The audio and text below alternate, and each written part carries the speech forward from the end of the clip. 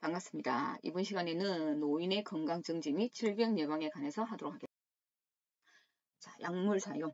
노인의 약물 사용 상해작용 예방법. 자, 노인분들의 약물은 굉장히 중요하죠. 노인분들의 한 8, 90%를 차지하고 있습니다. 자, 복용하는 약물의 이름과 효과를 알아야 한다. 노인분들에게 요양보호사님들은 어른이 아니죠. 그래서 복용하는 약물의 이름과 효과를 알아야 한다. 그래서 저번 시간에 제가 수업할 때 이런 얘기를 했습니다. 노인분들의 복약 안내문을 우리는 알고 있자. 복약 안내문에는 칼라 모양의 사진이 찍혀져 있죠. 그래서 다 알 필요는 없지만 중요한 약의 이름과 그 모양과 효과 정도는 우리가 기억을 하자. 기억을 못하면 복약 안내문의 사진을 우리는 보관을 하고 있자. 그래서 검식을 하거나 이렇게 했을 때 어떤 약을 빼고 드세요 하면 그 정도는 알고 있자. 특히 아스피린. 아스피린은 혈액응고 저지제다. 그래서 수술을 하거나 치과 안과 치료를 받을 때는 혈액응고 저지제를 빼고 드셔야 됩니다. 왜? 이 약의 부작용은 출혈입니다. 아니면 혹시나 이 환자분이 흑색변을 본다. 대변을 시크게 본다. 이러면 주치의가 출혈을 하고 있는 것 같으니까 아스피린은 당분간 빼고 드세요 하면 그걸 보시고 이 약은 빼고 드셔야 되고, 만약에 환자분이 저혈당 증상이 온다 이러면 그 약 중에서 당뇨약은 빼고 드셔야 돼.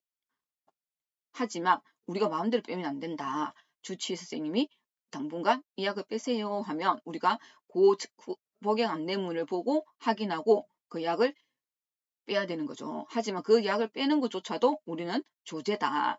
사실상 약국에 가서 빼든지 의사 선생님이 그 약은 당분간 드시지 마세요 하면서 사실 다른 처방전을 다시 주는 게 원칙이지만 그 전에 드시던 약이 너무 많이 남아있다. 이러면 우리는 주치의랑 상의를 해야 됩니다. 원칙은 약을 봉지에 있는 약을 빼는 것도 조제에 해당되는 겁니다.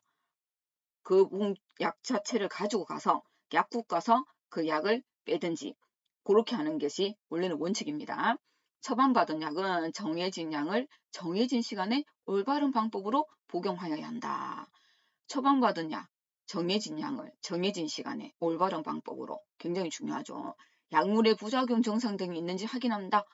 예, 선생님이 부작용, 굉장히 부작용 증상이 있으면 언제나 시술장이나 간호사나 보고를 해야 됩니다. 건강식품 등 비처방약도 복용하기 전에 의사와 상담해야 한다. 우리는 어른이 아니기 때문에 비처방약도 복용하기 전에 의사와 상담해야 합니다. 다른 사람에게 처방된 약은 절대로 복용해서는 안 되죠. 대상자가 자신의 질병, 과거 약물 부작용 경험, 현재 복용 약물을 기록하여 지갑 등에 가지고 다니도록 하고 진료 시 어르신에게 보여줘야 합니다. 하지만 지금은 예전엔 그렇지 않았는데 지금은 심평원에서 본인의 처방전을 볼 수 있게끔 되어 있죠. 개인정보 동의만 하게 되면 약은 정해진 보관 장소, 냉장 보관, 상온보관, 건너진 곳에 보관하는 대로 보관해야 합니다. 약을 보관하는 것도 굉장히 중요하죠. 요즘에 여름이 되면 약은 녹아버리는 약들이 많거든요. 그래서 냉장 보관을 꼭 해야 되는데 약은 되도록이면 직사광선이나 습한 곳은 피하는 것이 좋습니다. 노인 약물 복용 원칙에 보도록 하겠습니다. 복용하던 약을 의사의 처방 없이 중단하면 안 된다. 특히 혈압약은 더 그렇죠.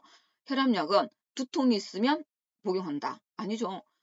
두통이 있을 때만 혈압약은 복용하는 것이 아니다. 의사의 처방이 있으면 복용한다. 이런 것도 있었습니다. 혈압이 높으면 혈압약을 올린다. 혈압이 낮으면 혈압약을 줄인다. 이런 거 아니었죠. 우리는 약은 무조건 의사의 처방이 있으면 복용한다. 의사의 처방대로 지사제를 복용한다. 의사의 처방이 있으면 기관 작장제와 거담제를 복용한다. 약은 의사의 처방이 무조건 들어가야 된다고 했습니다.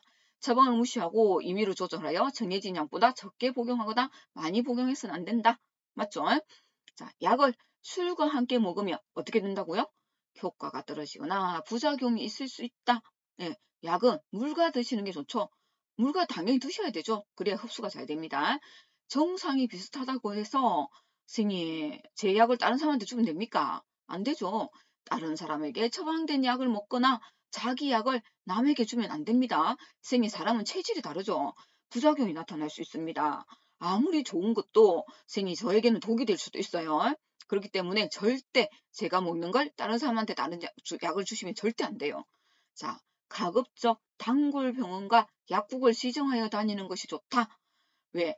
선생님, 저한테 부작용이 있는 약을 제가 깜빡할 수도 있죠. 하지만 단골 병원과 단골 약국이 있다면 거긴 전산에 기록이 되어 있거든요. 그래서 제가 깜빡했더라도 전산이 기억을 하기 때문에 제 이름을 탁 올리는 순간 전산에 탁 알람이 떠요.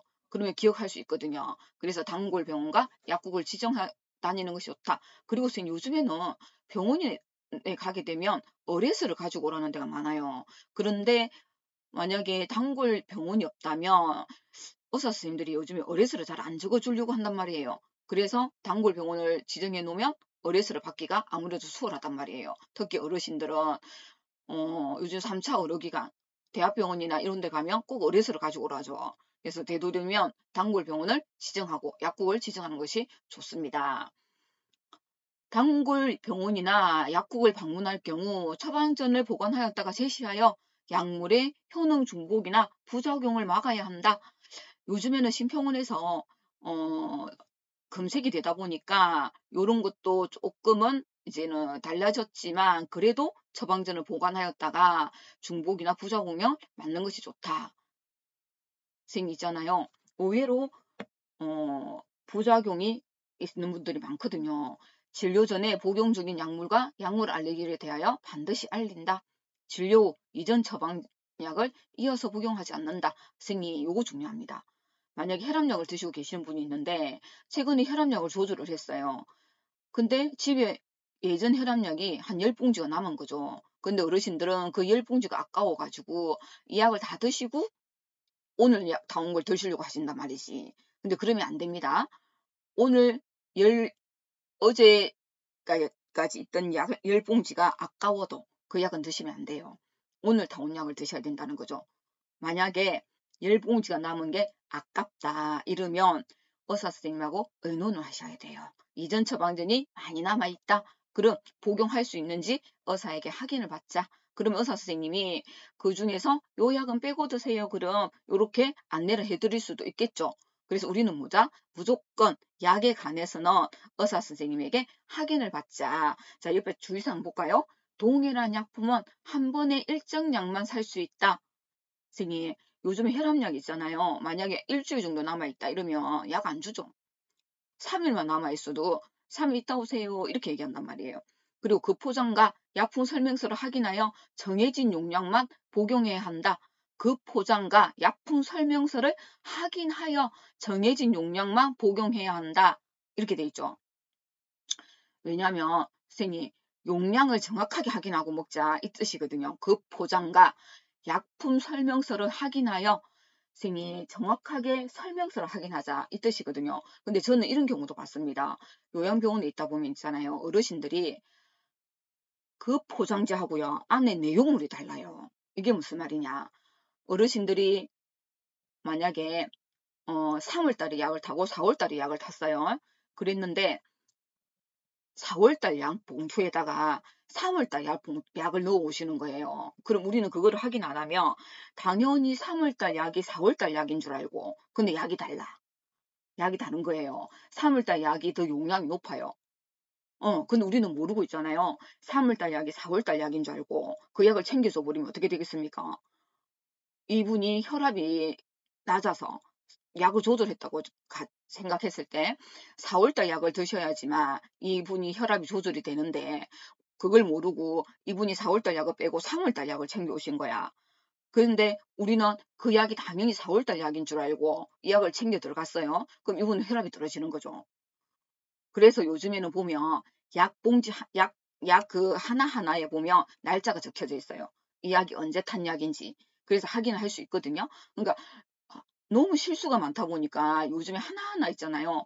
너무 잘 돼 있던 거죠. 그래서 약 하나하나 봉투에 보면 이 약이 언제 지은 약인지가 자세히 보면 적혀져 있어요. 그래서 우리가 약을 지을 때 하나하나 확인을 다 하긴 해요. 하나하나 그 봉지에 보면 이 약이 언제 처방을 받아서 지은 건지 다 적혀져 있기도 하거든요. 어떤 약은 보면 이 약이 언제 날짜 약인지도 다 적혀져 있어요. 근데 어르신들은 그런 건 눈이 어두우니까 잘 확인 안 하고 드시잖아요. 그래서 우리도 보면 요양병원에는 특히 있잖아요. 어르신들 입원을 하시면 약만 확인해도 이런 반은 끝나요. 그래서 주로 대부분 우리가 실수하기 쉬운 게 봉투 날짜는 4월인데 안에 들어있는 약은 3월달 약이 들어있다는 거. 그리고 어떤 경우에는 쌤이 아침 약은 1번, 점심 약은 2번, 저녁 약은 3번으로 하는데 1번 약이 짝뽕이 되어 있는 경우도 있어요. 3월 달 것도 있고 2월 달 것도 있고 막 이래요. 그래서 선생님들 방문요원 가시면 약부터 정리하셔야 됩니다. 약이 짬뽕으로 되어 있고요. 1번, 2번, 3번 약이 개수가 맞지 않는 경우도 많습니다. 특히 2번 약이 제일 많이 남아있고 3번 약이 적어요. 왜냐하면 3번 약을 많이 드십니다. 왜? 3번 약이 주로 숙면제가 많이 들어가 있어가지고 그 약을 드시면 되게 편안하신가 봐요. 근데 1번 약은 또 엄청 잘 챙겨 드십니다. 왜? 1번 약은 혈압약, 당뇨약, 중요한 약이 1번 약이 많이 들어가 있으니까 어르신들이 1번 약은 무조건 드셔야 된다는 생각에 많이 드시는데 2번 약을 많이 놓치시더라고요. 그래서 투약이 굉장히 중요하다. 약을 챙겨 드시는 게. 자, 편의점에서 구입 가능한 비상약이 뭐냐? 해열 진통제, 감기약, 소화제, 파스인데요. 해열 진통제는 용량이 조금 작아요. 우리가 타이레놀이 보통 보면 650mg인데요. 요거는 500mg, 용량이 적은 경우가 있고, 감기약은 주로 보면 종합 감기약이죠. 판피린, 뭐 판콜 요런 거. 소화제는 헤스탈. 파스는 주로 약간 주로 일반 의약품 처방전 없이 살 수 있는 이런 것들이 있습니다. 그래서 편의점에 구입 가능한 비상약은 요양보호사님들이 먹여도 됩니다. 예, 이런 것들을 기억하시기 바랍니다. 자, 약 복용 시간을 준수해야 한다. 그래서 우리는 1번 약은 아침, 2번 약은 점심, 3번 약은 저녁. 별표나 이렇게 체크 표시가 되어 있는 게 있거든요. 이런 건 저녁약이다. 왜 어르신들이 눈이 어둡다 보니까 아침, 점심, 저녁 글자가 잘 안 보이시다 보니까 빨간색 그 색연필로 1번, 2번, 3번 별표 크게 적어 놓으시더라고요. 약국에서. 그렇게 하는 게 또 솔직히 어르신들이 확인하기, 분별하기가 더 쉬운 경우도 있거든요. 그런 걸 이제 참고하시기 바랍니다. 약이 쓰다고 다른 것과 함께 복용하면 안 된다. 왜 쓴맛, 신맛이 전가되다 보니까 어르신들이 예전에 약을 잘 드셨는데 쓴맛을 더 잘 느끼신다는 거죠. 그래서 쓰다 보니까 다른 건 못 드신다는 거지. 그래서 우리는 물과 드시게끔 권장을 해야 된다. 자, 약 삼키는 것이 힘들다고 쪼개서 복용하면 안 된다.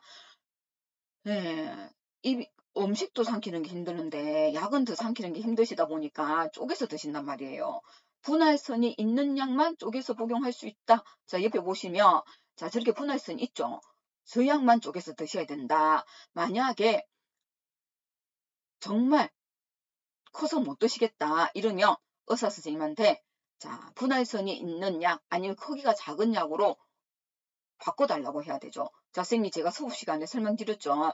우리는 성분명이 있고 상품명이 있다. 자, 제가 밀가루는 성분이다. 그 밀가루로 만들 수 있는 게 과자도 있고 빵도 있고 국수도 있고 맞죠? 제가 여러 가지 이건 상품이다. 그래서 성분은 같지만 제약회사마다 상품이 다를 수 있다고 했죠. 근데 그 상품이 뭐다? 크기가 다를 수 있잖아요. 그래서 성분은 같지만 상품이 다를 수 있으니까 그 상품을 골라서 잡을 수 있잖아요. 그렇기 때문에 의사 선생님한테 상품을 바꿔달라고 해라. 이렇게 말씀드렸습니다. 자, 분할, 분쇄, 불가약제, 장용 코팅제, 장용은 장에 가서 먹는 거다. 자, 약효가 저하될 수 있다. 장용 코팅제, 메디라 아스피린 장용제 이런 게 있습니다. 장용제. 약 이름에 장용제라고 적혀져 있죠. 메디락 S 장용제 이런 약들. 자, 서방제. 부작용이 증가된다. 오르필 서방정. 타이레콘 1알 서방정. 이런 서방정. 요걸 파우더 갈아서 줘버리거나 분할 잘라서 주면 부작용이 증가된다. 삼키기 힘든 대상자 약이 분할 분쇄할 수 없다면 처방을 변경해 달라고 요청하면 된다. 이렇게 돼 있습니다. 약 복용을 잊어버렸다. 그럼 그 다음에 2배로 복용하면 안 된다. 자, 하지만 약 복용 시간을 놓쳤다면 생각난 듯이 복용하면 된다. 다음 복용 시간이 가까워졌을 때는 뭐다? 다음 복용 시간에 복용해라. 절대로 2배 용량을 복용해서는 안 됩니다. 만약 혈압약을 그 다음 시간이 가까운데 2배로 복용해버리면 어떻게 되겠습니까? 저혈압이 되겠죠. 당뇨약은 어떻게 되겠습니까? 저혈당이 되겠죠. 자, 이 점을 주의하시기 바랍니다. 노인이 부작용이 흔한 약물은 뭐냐? 소염 진통제죠. 선생님 어르신들 소염 진통제 드시면 어떻게 되겠습니까? 쏙쓰림이 있다. 위험, 위궤양을 일으킨다. 맞죠? 자, 당뇨병 약제는 당뇨병 약을 먹으면서 식사가 불규칙하다. 저혈당이 올 수 있죠. 저혈당 증상은 어떤 게 있을까요? 피로하다, 불안하다, 초조하다, 두근거린다, 가슴이, 빈매, 식은땀, 어지러움, 오심, 구토. 너무 심하면 어떻게 돼요? 감각저하, 의식저하, 두통, 시각장애, 혼수 상태에 빠진다는 거죠. 스테로이드, 면역 억제제죠. 너무 장기적으로 복용하면 체중이 증가되고 정신장애, 선망, 우울, 소화기, 궤양, 당뇨병, 뼈 대사 이상이 생기고 면역 저하로 인해서 각종 감염병이 증가됩니다. 피부질환, 호르몬 조절 이상으로 인해서 정신질환이 나타나고 다양한 문제가 발생 가능하답니다. 수면제 등 신경정신계 약물은 낙상이 되고 배뇨장애, 변비 등 위험이 있어 복용 후 특히 낙상 사고가 나지 않도록 주의를 해야 됩니다. 약 복용 시 주의해야 되는 음식은 뭐냐? 자, 자몽주스. 자몽주스는 선생님이 고지혈증약이나 혈압약, 수면제 등 여러 약물과 상호작용이 있어 부작용을 일으킬 가능성이 높답니다. 시금치는요, 부정맥이 있을 때 복용하는 와파린 있죠. 와파린과 같이 먹으면 약의 효과를 줄일 수 있대요. 그래서 가량으로 섭취하지 않는 게 좋답니다.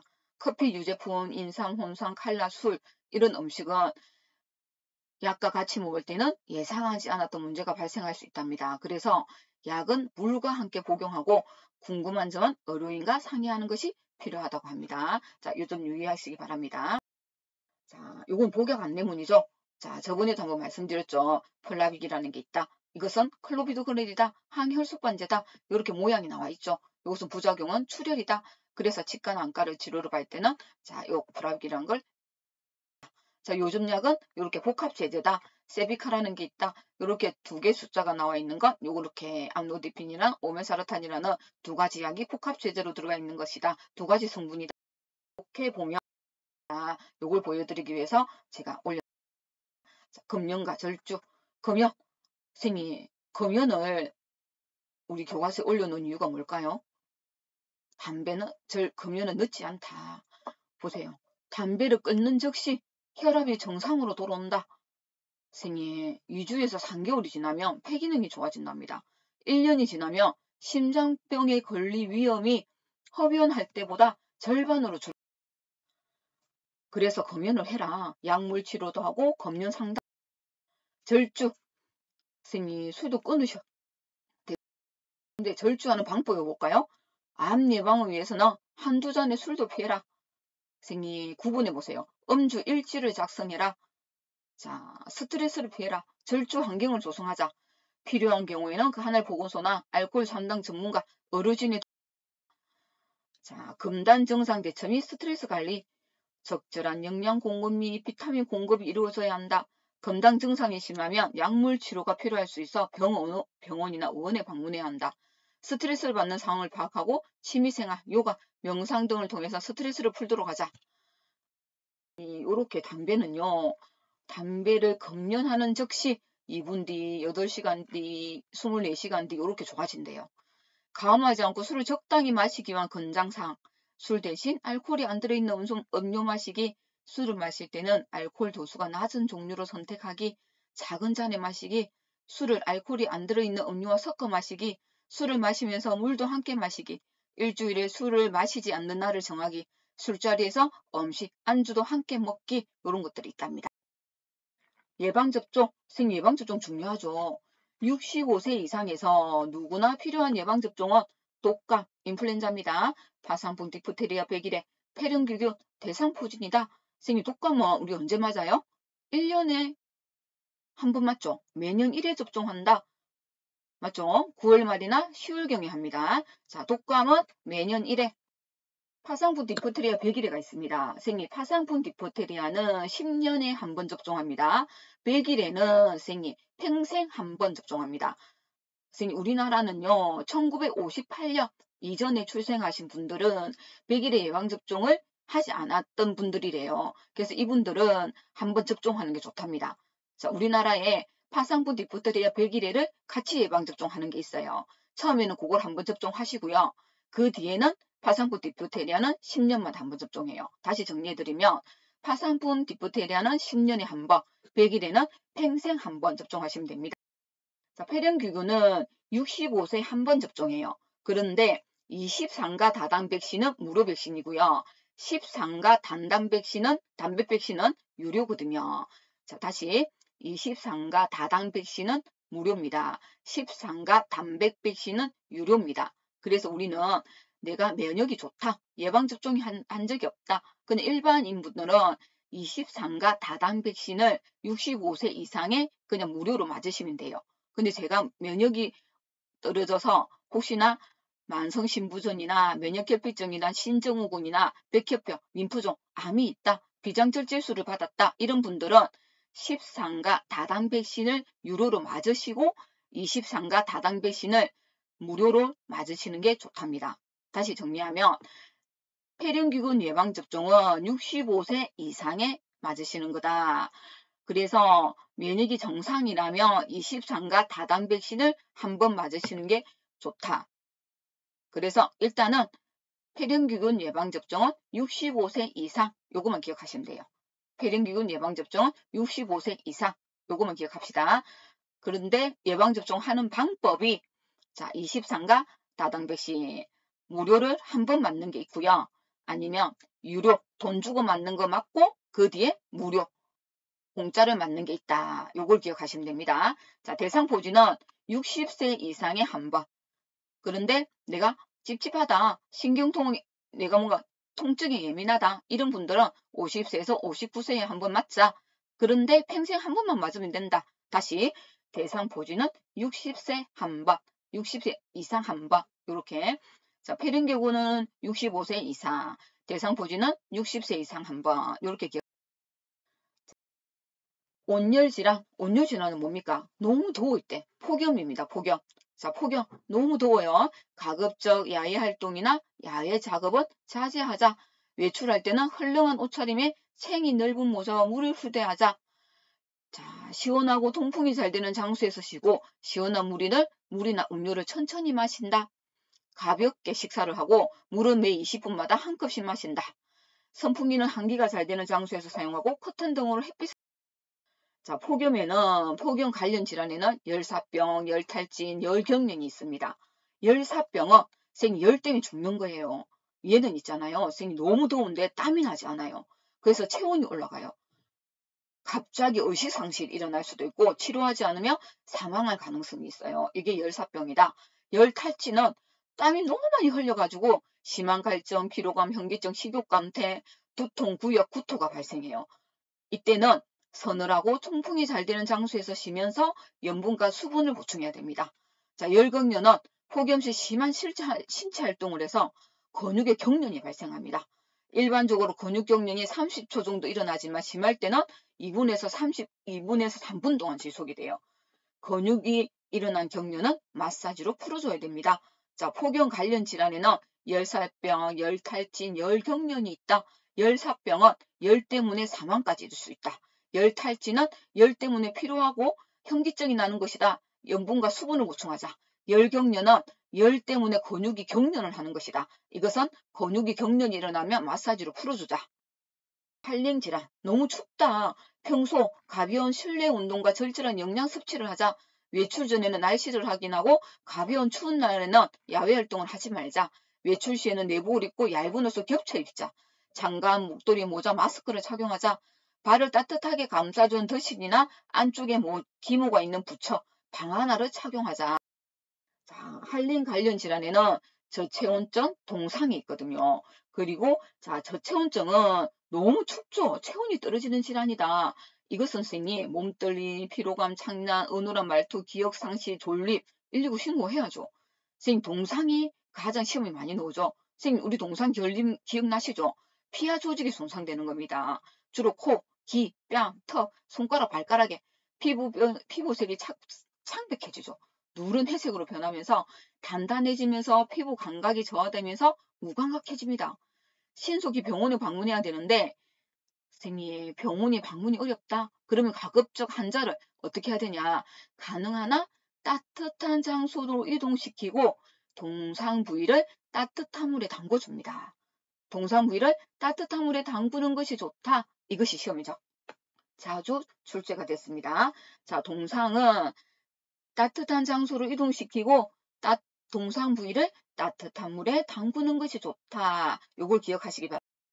자, 심혈관계 호흡기질환 낙상 사고가 있습니다. 겨울에는 혈관이 수축되고 혈압이 상승하기 때문에 심뇌혈관 중 신경경색과 뇌졸중이 많이 발생한다.